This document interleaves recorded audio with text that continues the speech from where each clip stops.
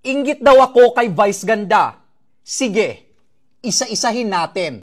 Hello guys! Welcome back sa aking YouTube channel. Ngayon pag-uusapan natin ang trending at viral na video nitong si Vice Ganda kung saan nga'y kumakalat nga sa social media at itong pag-real talk ng isang Pinoy na nasa base nga dito sa Japan na isang IT engineer kung saan na-real talk niya ng todo itong si Vice Ganda at nasupalpal niya. Kaya narito guys, panoorin natin ang video. Inggit daw ako kay Vice Ganda.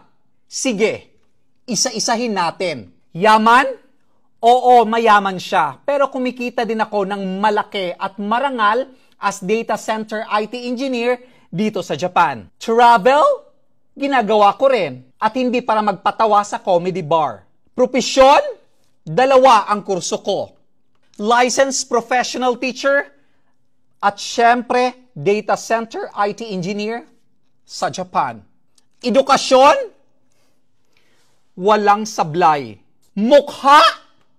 Walang ritoke. Natural. Walang dagdag. Walang bawas. Skin ko? Morena. Wala akong glota, dedma. Walang ritoke. Walang chemical. Love life?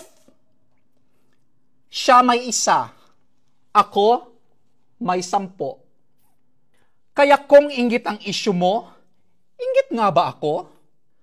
O masakit lang talaga na real talk ko, ang idol nyo, walang labis, walang kulang.